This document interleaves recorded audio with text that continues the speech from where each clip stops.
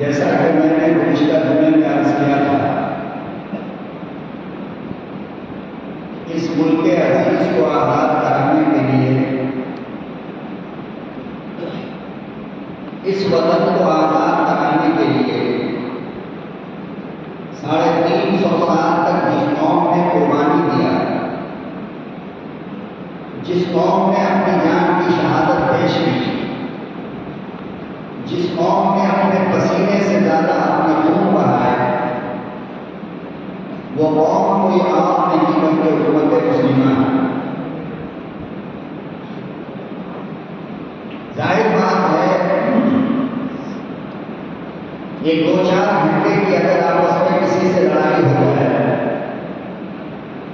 2-4 دن کی اگر کسی سے لڑائی ہو جائے تو آپ جانتے ہیں کہ کتنے کی جان چلی جاتی ہے۔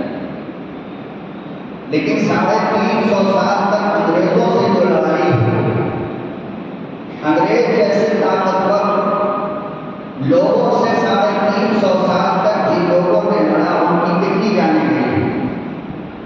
سال نہیں، 2 سال نہیں، مہینہ 6 مہینہ نہیں، بلکہ مکمل 350 سال تک۔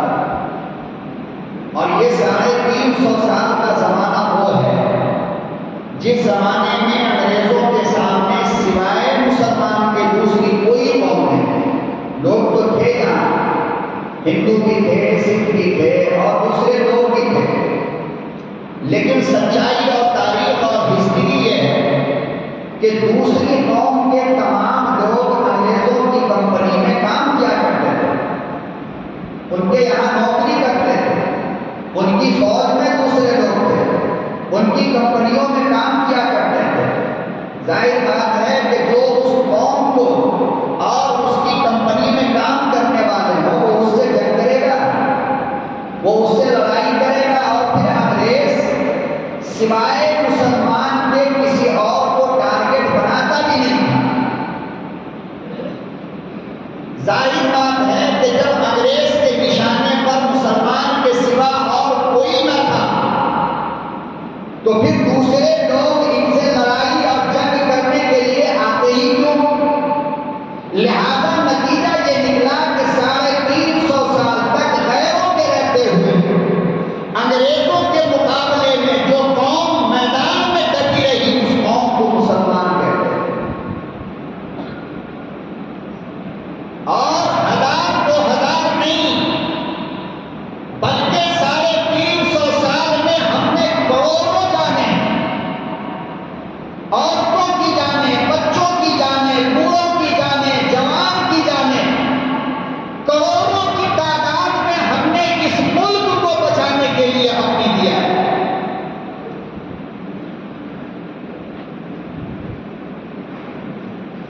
پھر 1857 میں بنگال کے اندر بنگال کے نواب آصف الدولہ کی شہادت ہوئی 1757 میں، اور 1799 میں میسور کے سری رنگا پٹنم میں جناب ٹیپو سلطان کی شہادت ہوئی۔ اب یہ دونوں مضبوط لوگ جب دنیا سے چلے گئے تو انگریز نے کہا کہ اب یہ ملک ہمارا ہے، اب ہمارے مقابلے میں کوئی نہیں آ سکتا، اور یہی ہوا۔ الگ الگ علاقوں کو یہ انگریز فتح کرتے رہے،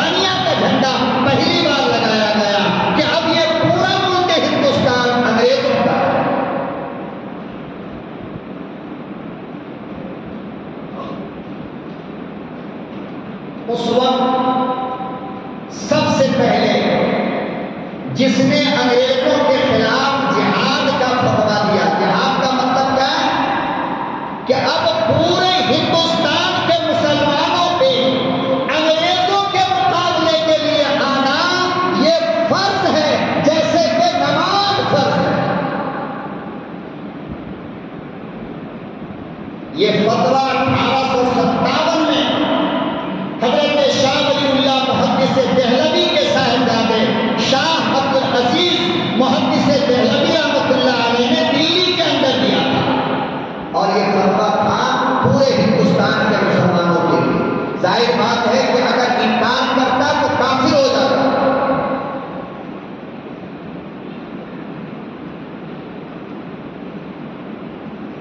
چنانچہ سارے مسلمان، پورے ہندوستان کے مسلمان، جس کے اندر ہمارے اور آپ کے باپ دادا بھی تھے، جس کے اندر آپ کے خاندان کے لوگ بھی تھے. آپ یہ نہ سمجھو کہ دلی کے اندر فتویٰ نکلا تو بنگلور میں کوئی باہر نہیں آیا. نہیں، بنگلور میں جہاں انگریز ہے بنگلور کے مسلمان وہیں نکل کر ان سے مقابلہ کر رہے ہیں.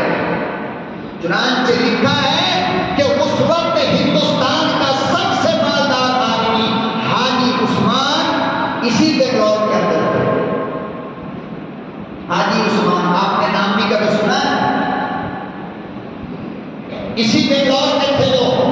حاجی عثمان اور دلیر کتنا، دل والا اتنا کہ اپنی دولت کو اٹھائی اور 80% دولت کو انہوں نے انگریزوں کے خلاف لڑنے کے لیے وقف کر دیا کہ میری 80% دولت انگریزوں کے خلاف لڑنے کے لیے دیتا.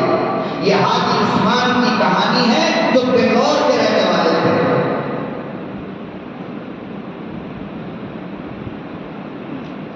بچا کتنا؟ 20%، 20% میں انہوں نے کیا کیا کہ پورے کرناٹک نہیں، پورے ہندوستان کے غریبوں کو آواز دیا اس نے کہ پورے ہندوستان میں جو غریب ہے اگر اس کو ضرورت ہے راشن پانی کی، وہ بنگلور آئے اور حاجی عثمان کے مکان پر دستک دے اور وہاں سے لے کر کے جائے. غریب لڑکیوں کی شادی کرنا، غریبوں کے لیے مکان بنانا، غریبوں کے لیے پانی کا انتظام کرنا، غریبوں کے لیے دکان کا انتظام کرنا، غریبوں کی بیٹیوں کی شادی کا انتظام کرنا، اس کے لیے حاجی عثمان کے مکان پر کاؤنٹر بنا ہوا تھا. جو چاہے آ کر درخواست دے اور پیسہ لے کر جائے. اتنا بڑا آدمی تھا.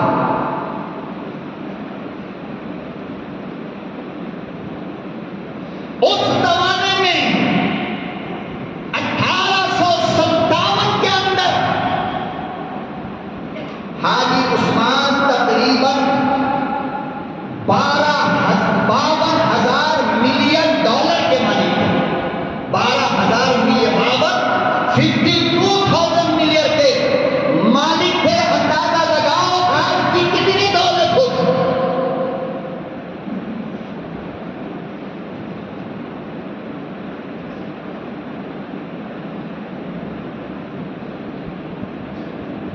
وقت کر دیا انگریزوں کے خلاف، سونے اور چاندی گاڑیوں پہ لوڈ کر کر کے دلی بھیجا ہے.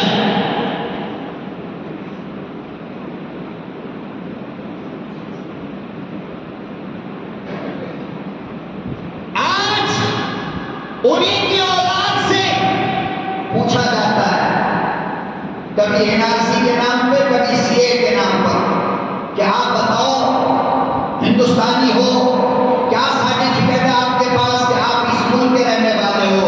ان بے شرم، بے غیرت، بے حیا سے کوئی پوچھے کہ یہ کون لوگ ہیں جنہوں نے جان کو جان اپنی دولت کا خزانہ اس ملک کی آزادی کے لیے کھولا تھا. وہ تم نہیں تھے. اگر تم تو انگریزوں کا کلمہ چاہتے تھے، ہم تھے جو سینے پہ گولیاں کھا رہے ہیں. اور آج انہی کے بچوں سے پوچھتے ہو کہ تم ہندوستانی ہونے کا ثبوت پیش کرو، تمہیں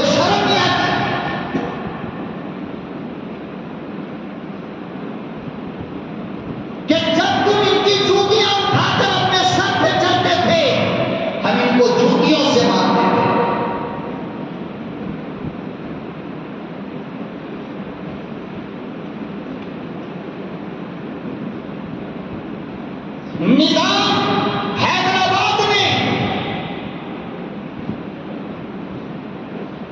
ہزاروں ٹن سونا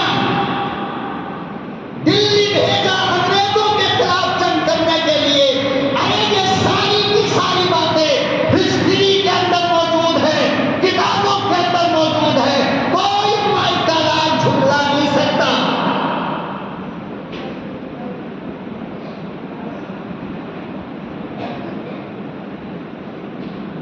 اور آج اسی کی اولاد کو نوکری کے لیے در در کی ٹھوکریں کھانی پڑ رہی ہے. اور دور کی بات نہیں ہے, اس ملک کے ہندوستان کے مسلمانوں کا اگر تم دل دیکھنا چاہتے ہو کہ اس ملک کے لیے ہمارے دل میں کتنی جگہ ہے, اس ملک کے لوگوں کے لیے, چاہے وہ ہندو ہو یا سکھ ہو یا عیسائی ہو یا دلت ہو, کوئی بھی ہو, اس ملک کے لوگوں کے لیے مسلمان کے دل میں کتنی جگہ ہے, تو ذرا مودی جی کے ریکارڈ میں جا کر کے پوچھو کہ کرونا کے زمانے میں جس نے سب سے زیادہ ڈونیٹ کیا ہے پیسہ, سب سے زیادہ ان کے اکاؤنٹ پر, ان کے خزانے میں, پورے کرونا کے زمانے میں جس نے سب سے زیادہ اس ملک کے اندر مودی جی آپ کے خزانے میں جمع کیا, وہ کوئی اڈانی امبانی نہیں بلکہ بنگلور کا رہنے والا ہمارا عظیم پریٹی ہے. وپرو کا مالک کون ہے؟ تمہارا دادا یا ہمارا بھائی ہے وہ؟ وپرو کے مالک عظیم پریل جی نے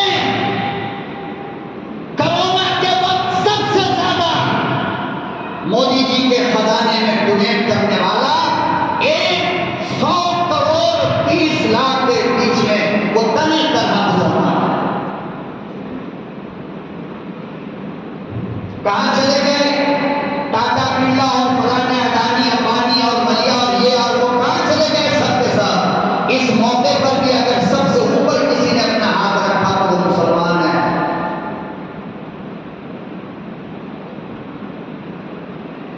ہم سے کیوں پوچھتے ہو یہ چیزیں کہ ہم اس ملک سے کتنی محبت کرتے ہیں؟ خدا کی قسم ہم اس ملک سے اتنی محبت کرتے ہیں کہ تم سالوں میں, ہزاروں برس میں کبھی ایک بار اپنے سر کو جھکاؤ گے اس ملک کے لیے. ہم مسلمان اس ملک کی مٹی پر دن میں 5 مرتبہ سجدہ کرتے ہیں.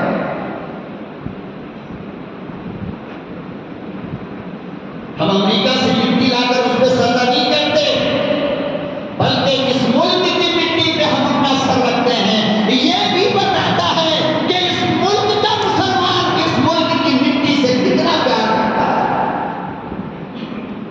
اور یہی وجہ ہے کہ اس ملک کی مٹی کو بھی ہم سے اتنا پیار ہے, ہم سے اتنی محبت ہے کہ مرنے کے بعد بھی یہ ہمیں نہیں چھوڑتا, بلکہ اپنے گود میں لے کر کے ہمیں سلا لیتا ہے. اور آپ کو کیا کرتا ہے؟ جلا کر کے ہوا میں اڑا دیتا ہے. یہ مٹی خود بتا رہی ہے کہ اس مٹی کو کس سے زیادہ پیار ہے. ہم قیامت تک کے لیے اس مٹی کو نہیں چھوڑتے.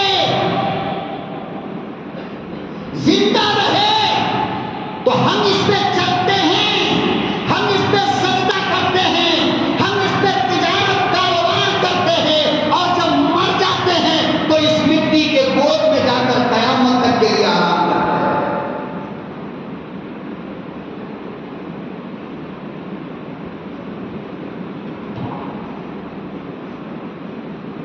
تو اسی مٹی سے پوچھ لو کہ مسلمانوں سے کیا محبت ہے تم کو, یہ مٹی خود بتا دے گی.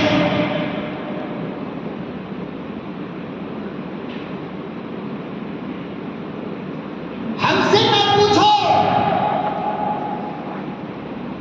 اور اگر اس ملک کے مسلمانوں کی پہچان چاہتے ہو تو جس لال قلعہ پہ کھڑے ہو کر 15 اگست اور 26 جنوری کو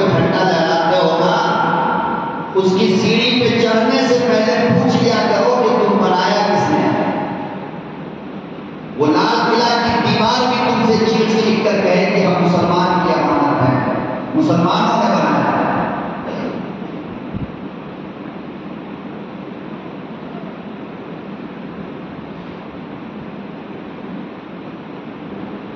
ہم مسلمانوں کے اس ملک کے وفادار اور اس ملک کے سپاہی ہونے کی اور اس ملک سے محبت کی نشانی اور علامت اگر پوچھنا چاہتے ہو، اس ملک سے پیار کی علامت اگر پوچھنا چاہتے ہو، تو ہم سے مت پوچھو، محمد رفیع کے آواز سے پوچھو کہ جسے دنیا آج تک نہ بھلا سکی اور آواز کی دنیا کا بے تاج بادشاہ اس ملک کو بنانے والا تمہارا کوئی نہیں، ہمارا ہے.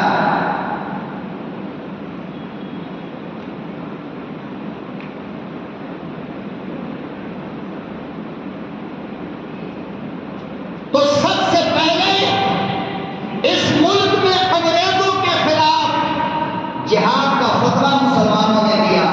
شاہ عبدالعزیز محدث دہلوی نے جب دلی کے اوپر انگریزوں کا قبضہ ہو گیا اور پورے ہندوستان میں انگریزوں کی حکومت ہو گئی، اس وقت جہاد کا فتویٰ حکومت کے خلاف دینا کوئی چھوٹے دل کا کام ہے؟ یہ کام کون کرے گا؟ جس کا بڑا دل ہوگا وہی کرے گا نا. جو موت کو اپنے ہاتھ پہ رکھ کر پلاسٹک کے کھلونے کی طرح کھیلتا ہوگا وہی یہ کام کرے گا نا. موت سے ڈرنے والا اتنا سخت کام نہیں کر سکتا ہے.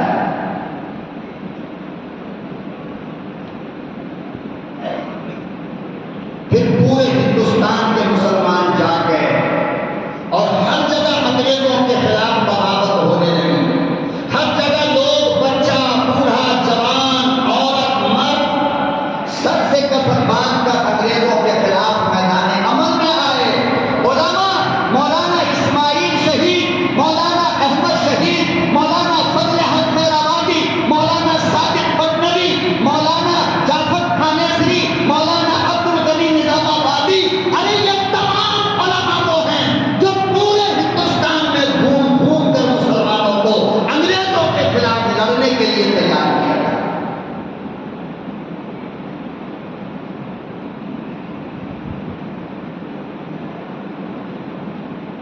اس کے نتیجے میں انگریز غصے میں بھڑک گیا. تو اس کے نتیجے میں انگریزوں نے ایک سال میں، ایک مہینے میں، کتنے دن میں بولو، ایک مہینے میں صرف دلی کے اندر 2 لاکھ مسلمانوں کو شہید کر دیا. کتنے؟ 2 لاکھ. خالی قورمہ بریانی یاد نہ رکھا کرو، یہ سب بھی یاد رکھا تمہارے کام آئے. ٹھیک ہے، اچھا کھاؤ، اچھا پیو، لیکن اس کو اپنی زندگی کا مقصد مت بناؤ. زندگی کا مقصد یہ ہے تمہاری تاریخ، تمہاری ہسٹری، تمہاری امانت، تاکہ کوئی بس میں تم سے بحث کرے جواب دے سکو، کوئی ٹرین میں تم سے بات کرے جواب دے سکو، کسی کمپنی میں کوئی کھڑا ہو کر تم سے بات کرے جواب دے سکو. علماء، مقرر، تمہارا خطیب پاگل نہیں ہوتا ہے جو اس طرح کی باتیں لے کر تمہارے سامنے آتا ہے. وہ ٹائم پاس بات کر کے ٹائم ختم کر سکتا ہے، مگر کام کی چیزیں اگر کوئی لے کر آتا ہے تو یہ آپ قسمت والے ہو، اس کی حفاظت کریں.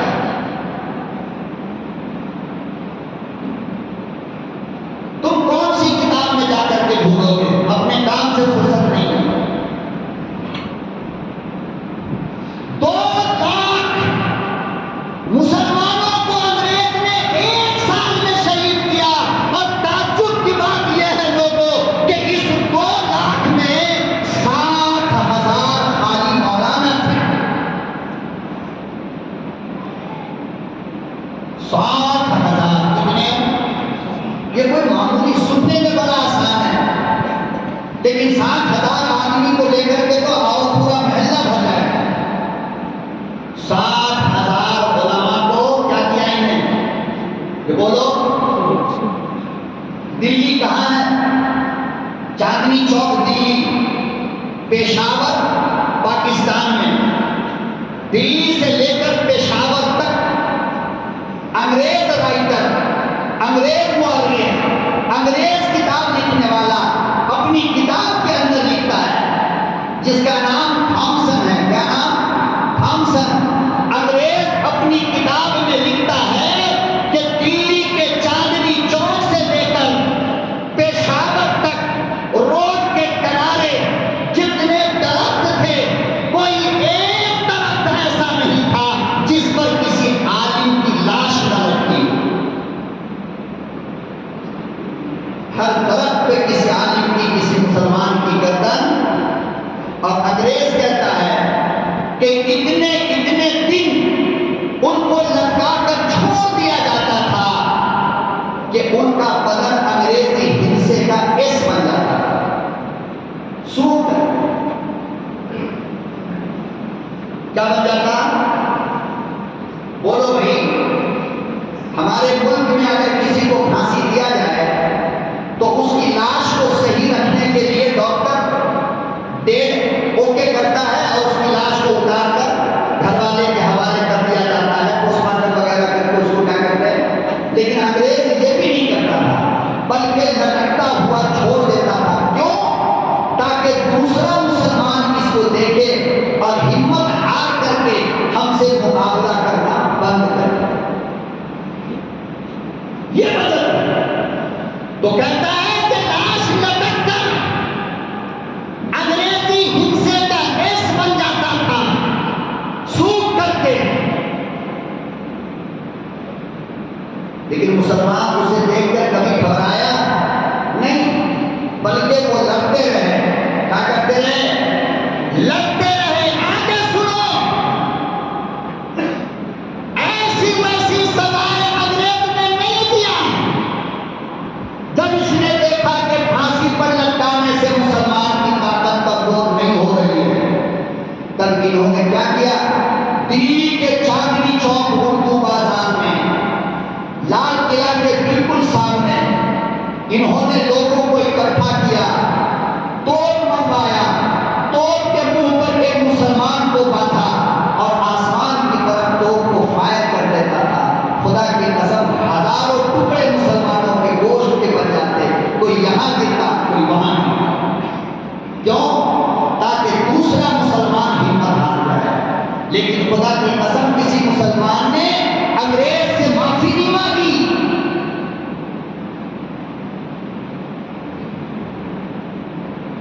یہ دیکھنے کے بعد بھی مسلمان نے ہمت نہیں ہارا اور صبح سے لے کر شام تک انگریز یہی کرتے تھے. ایک کو فائر کیا، پھر دوسرے کو لا کر کھڑا کیا، دوسرے کو فائر کیا، تیسرے کو لا کر کھڑا کیا. اے لوگوں، آپ اپنے سینے پر ہاتھ رکھ کر کے بتاؤ کہ سوچ کر کے کیسا معلوم ہوتا ہے.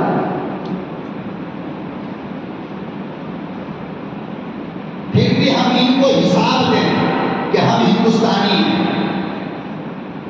ان کو ڈاکومنٹ سمجھیں کہ ہم ہندوستانی ہیں.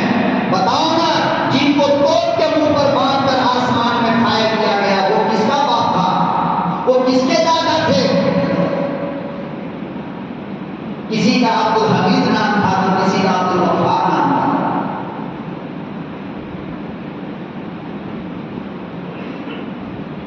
اللہ اکبر و کبیرہ. ظلم کی انتہا تب ہو گئی جب یہی انگریز مورخ اپنی کتاب میں آگے لکھتا ہے کہ ہم جامع مسجد کے باہر پتھر کے پنڈے پر بیٹھے تھے، اچانک مسجد کے پیچھے سے گوشت کے جلنے کی بو آئی.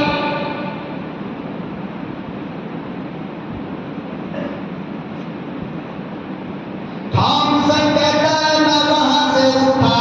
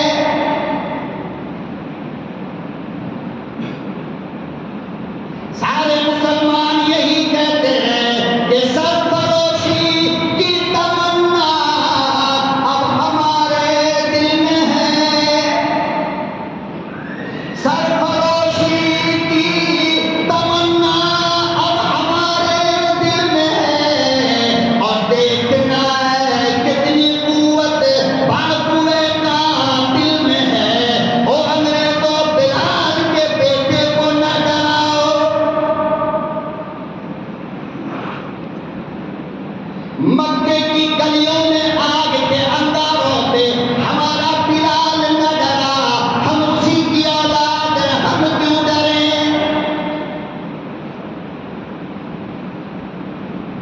اور انگریزوں، موت سے تم ان کو ڈراؤ جو موت کو دشمن سمجھتا ہو، ہم اس مذہب کے ماننے والے ہیں جس نے ہمیں یہ بتایا موت تو تیرا یار ہے، موت تیرا دوست ہے، موت تیرا محبوب ہے۔ ہم وہ لوگ ہیں جو موت سے نہیں ڈرتے، جلنے کٹنے مرنے سے نہیں ڈرتے، ہمیں تو شہادت پسند ہے۔ آئے ہائے، کیا ہمارے باپ دادا تھے اور کیا ہم ہو گئے؟ کہاں ہم آ گئے؟ کیا حالت ہماری ہوئی؟ کتنے بزدل ہم لوگ ہو گئے، کتنا ڈر ہمارے دل کے اندر پیدا ہو گیا۔ موت سے اس طرح گھبراتے ہیں جیسے کہ قیامت آ رہی ہے۔ اور کب تک گھبراؤ گے مجھے یہ بتاؤ؟ 100 سال، 150 سال، کب تک بچو گے کیا؟ نہیں۔ تو وہ تو ایسا دوست ہے موت، ایسا یار ہے جو آج بھی آئے، کل بھی آئے، سال 2 سال کے بعد، 100 سال کے بعد، لیکن ہمیں چھوڑے گا نہیں، آئے گا ضرور ہمیں لینے کے لیے، اللہ سے ملانے کے لیے۔ اور موت ہے کیا؟ پہلے یہ تو سمجھو، جس دن ہے مسلمانوں تمہاری سمجھ میں یہ بات آ گئی کہ موت کسے کہتے ہیں، اس دن سے تمہارے سینے کا درد نکل جائے گا۔ اللہ کے نبی صلی اللہ علیہ وسلم نے فرمایا کہ الموت یوثر الحبیب علی الحبیب، کہ موت جو ہے نا وہ ایک پل ہے۔ کیا ہے؟ ایک پل ہے۔ جس طرح پل ایک راستے کو دوسرے راستے سے ملانے کا کام کرتا ہے، تو میرے آقا نے فرمایا کہ موت ایک پل ہے، یہ موت انسان کو اللہ سے ملانے کا کام کرتا ہے۔ جب تک انسان مرے گا نہیں اپنے اللہ سے ملے گا نہیں، کیونکہ دنیا کی آنکھ سے ہم اللہ کو نہیں دیکھ سکتے، جل جائیں گے۔ جب موسیٰ برداشت نہ کر سکے تو ہم کہاں کر سکتے ہیں؟ تو فرمایا کہ موت کیا ہے؟ ایک پل کا نام ہے، ادھر اللہ ہے، ادھر تم ہو، بیچ میں پل نہیں ہے، اس لیے اللہ سے مل نہیں پا رہے۔ جب یہ پل بیچ میں آ جائے گا، ادھر تمہاری آنکھ بند ہوگی اور ادھر وہ اللہ تمہیں نظر آئے گا جس کے نام پر 5 وقت سجدہ کرتے ہو۔ تو بتاؤ موت اچھی چیز ہے یا غلط چیز ہے؟ ڈرو مت، آج نہیں آ رہی ہے، بول دو اچھی چیز ہے یا غلط چیز؟ یہ بولتے ہوئے بھی لوگ گھبراتے ہیں کہ کہیں آمین بولنی ہے ابھی نہ سو جائے۔ اللہ کے بندے، جو انسان جتنی جلدی مرتا ہے، یاد رکھنا، میری اس بات کو نوٹ کر لینا، جو انسان جتنی جلدی مرتا ہے اتنا کم گناہ لے کر جاتا ہے۔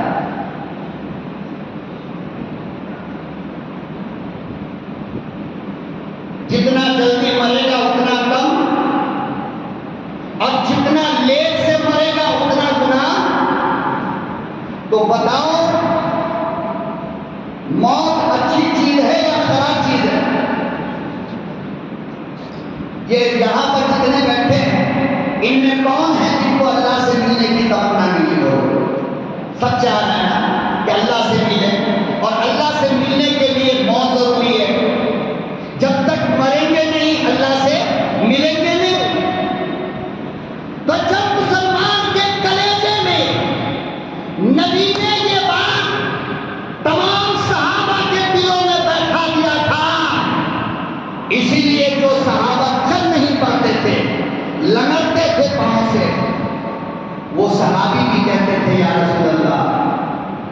بھی لے کر چلیے نا، ہمیں بھی شہادت چاہیے. کیا کہتے تھے؟ اور لڑنا تو چھوڑو، جو صحابی دونوں آنکھ سے نابینا تھے، دکھتا نہیں تھا، وہ صحابی بھی عبداللہ ابن مکتوم کہا کرتے تھے یا رسول اللہ ہمیں بھی لے کر چلو نا، ہم بھی شہید ہونا چاہتے ہیں. چونکہ ان کو پتا تھا جتنی جلدی شہید ہوں گے اتنی جلدی اللہ سے ملے گے.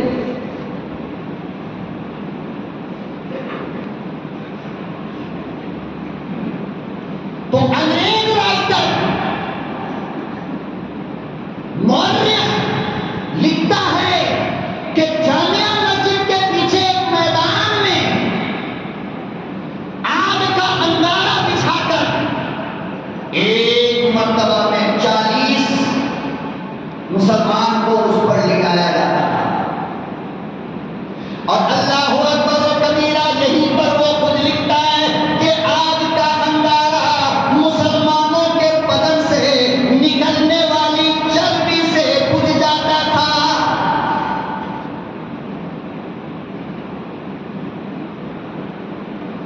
جو چربی مسلمانوں کے بدن سے نکلا کرتا تھا اس چربی سے آگ کا انگارہ بجھ جاتا تھا.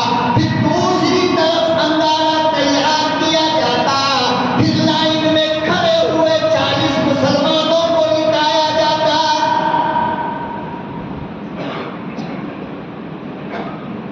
لیکن وہاں انگریز تو بھی سچ بولنے پہ مجبور ہو گیا. وہی تھامسن لکھتا ہے کہ میں نے یہ منظر اپنی آنکھ سے دیکھا مگر کسی مسلمان نے معافی نہ مانگی.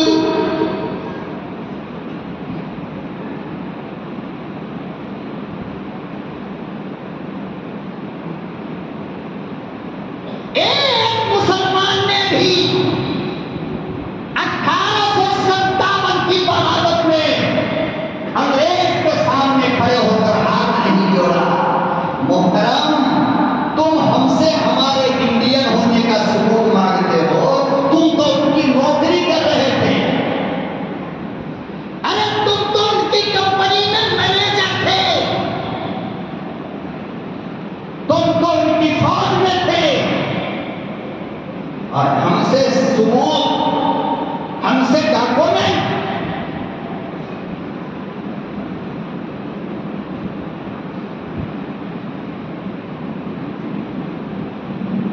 مولانا حسین احمد مدنی کو گرفتار کیا انگریز نے،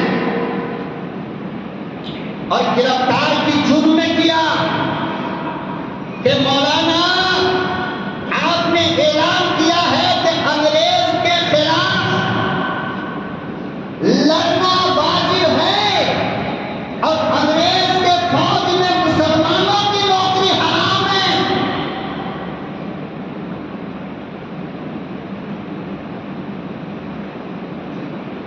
اور گرفتار کرنے والا کون ہے؟ بولو. انگریز گرفتار کرنے والا انگریز، حکومت انگریز کی دیوبند سے مولانا کو گرفتار کیا کہ آپ پر بغاوت کا کیس چلے گا. اور کیس چلے گا کہاں؟ سپریم کورٹ کے اندر. سپریم کورٹ کا جج کون ہے؟ انگریز. عدالت انگریز کی، جج انگریز کا، کمرہ انگریز کا، کیس انگریز کے خلاف. تو کیا مولانا نہیں جانتے تھے کہ فیصلہ میرے خلاف آئے گا؟ نہیں جانتے تھے؟ جانتے تھے نا. تو انگریز نے کہا کہ ابھی بھی آپ کے پاس ایک موقع ہے. آپ نے یہ کہا کہ انگریز کے فوج میں داخلہ حرام ہے. کہا مولانا نے کہ کہا کیا ہوتا ہے؟ کہا کہ بول بھائی، کہا کیا ہوتا ہے؟ کہا تھا، کہتا ہوں اور کہتا رہوں گا جب تک کہ سانس رہے گی.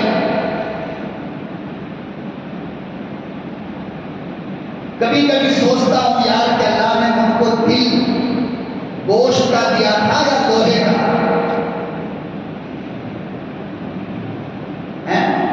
آج ان کی اولاد سانپ کیڑے سے ڈر جاتی ہے، بی پی ہائی ہو جاتا ہے۔ بڑا سانپ دیکھ لیے تو ٹھنڈک تیز، بچھو دیکھ لیے تو یہ تیز، کسی کٹا ہوا آدمی کو دیکھ لیا تو بے ہوش۔ اور ایک وہ ہے ہمارا مولوی حسین احمد مدنی، انگریز کے خلاف فتویٰ دے کر کہتا ہے وہ انگریز کہاں کیا ہوتا ہے، کہاں تھا، کہتا ہوں اور جب تک زندہ رہوں گا کہتا ہوں۔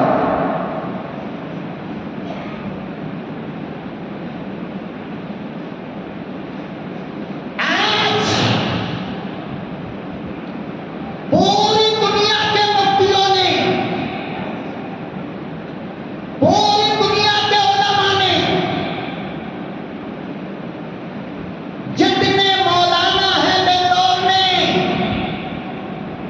سب کو اکٹھا کر لو۔ جتنے مفتی ہیں بنگلور میں، سب کو اکٹھا کرو۔ جتنے عالم ہیں بنگلور میں، سب کو اکٹھا کرو اور سب سے ایک مسئلہ پوچھو کہ مولانا بینک میں نوکری کرنا جائز ہے یا ناجائز ہے؟ چاہے وہ مولانا دیوبندی کا ہو یا مولانا بریلوی کا ہو یا مولانا شیعہ کا ہو یا مولانا غیر مقلد کا ہو یا مولانا رافضی کا ہو یا مولانا احمدی کا ہو یا مولانا مہدوی کا ہو، کسی بھی گروپ کے مولوی سے یہ پوچھ لو کہ بینک میں نوکری کرنا، چاہے وہ نوکری کوئی بھی ہو، گارڈ کی ہو، مینیجر کی ہو، اکاؤنٹنٹ کی ہو، کوئی بھی حلال ہے؟ اللہ کی قسم ایک مولوی نہیں کہے گا کہ حلال ہے، ہر مولوی کہے گا کہ بینک کی نوکری حرام ہے، فائنانس کمپنی کی نوکری حرام ہے۔ کیوں؟ اس لیے کہ جہاں سودی کاروبار ہوگا، جہاں بولو سودی، ارے نوکری تو چھوڑو، فائنانس چلانے کے لیے دکان کرائے پہ دینا حرام ہے، بینک چلانے کے لیے مکان کرائے پہ دینا حرام ہے۔ تو جہاں سودی کاروبار ہوگا اس کی نوکری بھی حرام ہوگی۔ لیکن میں پوچھنا چاہتا ہوں کہ ساری دنیا کے مولویوں کے فتوے کے باوجود مسلمانوں نے اپنے آپ کو کتنا بچایا بینک کی نوکری سے؟ بچایا۔ اور وہی بینک کا مینیجر مسجد کا صدر بن جائے، واہ واہ، سونے پر سوال۔ وہی بینک کا اکاؤنٹنٹ مسجد کا ممبر بنے گا، وہی بینک چلانے والا مسجد کا ذمہ دار بنے گا۔ تو میں پھر پوچھنا چاہتا ہوں کہ وہ مسجد کامیاب کیسے ہو سکتی ہے اور اس کی ترقی کیسے ہوگی؟ جب ایسے حرام ہو اور ان کے ہاتھوں میں اللہ کا گھر ہوگا تو پھر اللہ کے گھر میں نور کہاں سے پیدا ہوگا؟ ایک مولوی حسین احمد مدنی نے فتویٰ دیا، خدا کی قسم پورا ہندوستان عمل کے لیے تیار ہو گیا۔ آج پوری دنیا کا مفتی بینکنگ سسٹم کو حرام ہونے کا فتویٰ دیتا ہے، مسلمان ماننے کو تیار ہو گیا۔ اور معلوم ہو جائے کہ بیٹی کا رشتہ جہاں سے آیا تو پوچھے گا بھائی لڑکا کیا کرتا ہے؟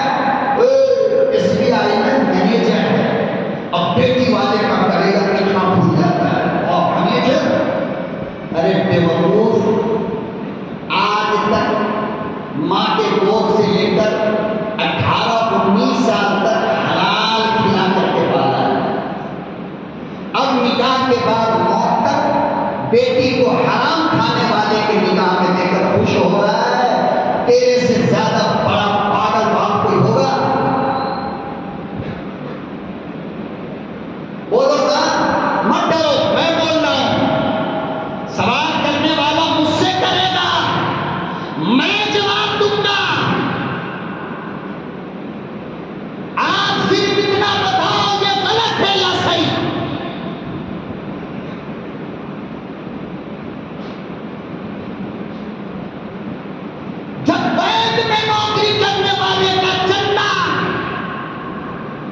مسجد میں لگایا نہیں جا سکتا تو مسجد کا ذمہ دار اس کو بنایا جا سکتا ہے؟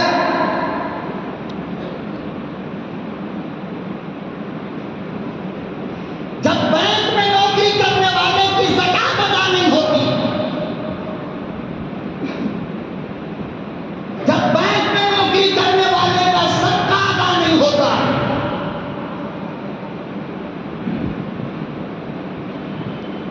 ہر اندر جانے والا لقمہ حرام ہوتا ہے۔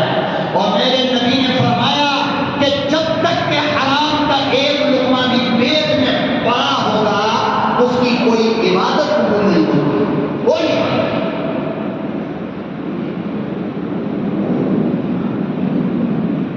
بہرحال مولانا کو گرفتار کیا اور کراچی کے اندر جو اس وقت پاکستان کا حصہ ہے وہاں ایک ہال ہے، اس ہال کا نام ہے خالد نہا ہال۔ اس ہال کے اندر انگریز کی عدالت لگی، مولانا کے ہاتھ میں ہتھکڑی، اے لوگوں ذرا سوچ کر دیکھو، یہ تمہارے باپ دادا ہیں جنہوں نے مسند پر بیٹھ کر حدیث پڑھاتے پڑھاتے گرفتار ہوئے تو ہاتھ میں ہتھکڑیاں ڈال کر کراچی کے خالد نہا ہال کی عدالت میں مولانا کو پیش کیا گیا۔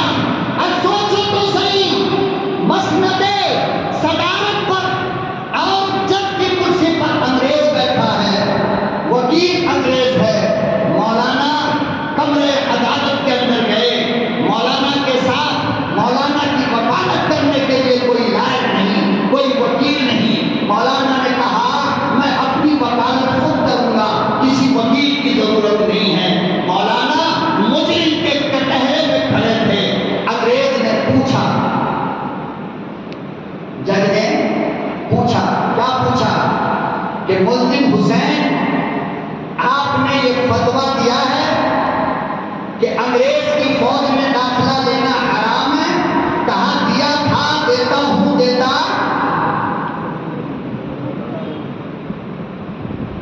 رہوں گا۔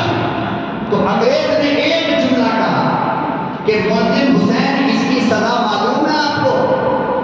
اس کی سزا معلوم ہے؟ اللہ اکبر و کبیرہ، مولانا حسین احمد مدنی خوش ہو گئے اور جیب میں ہاتھ ڈالا، کفن کا کپڑا نکالا، پوری عدالت میں یوں لہرا کر کہنے لگے، او انگریز جج، سزا معلوم تھی، اسی لیے کفن دیوبند سے لایا ہوں۔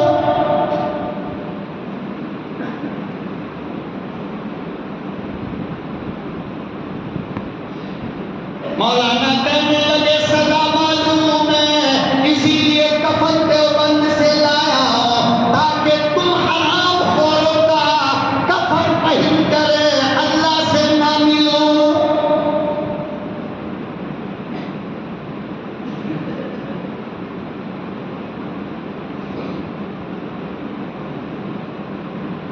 مولانا محمد علی جوہر ہاتھ پکڑ کر بیٹھ گئے، کہنے لگے مولانا پھانسی کی سزا ہو جائے گی، آپ کی قوم کو ضرورت ہے، فتویٰ بدل دو۔ مولانا حسین احمد مدنی کہنے لگے، او مولانا جوہر، اگر فتویٰ بدلتا ہوں ایمان بدل جائے گا۔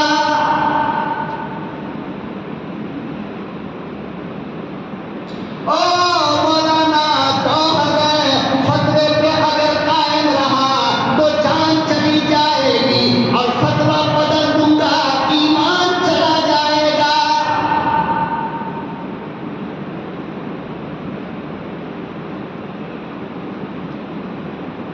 انگریز فیصلہ لکھنے لگا، سزائے موت لکھنے لگا، مگر رائٹر کہتا ہے، مورخ کہتا ہے، انگریز فیصلہ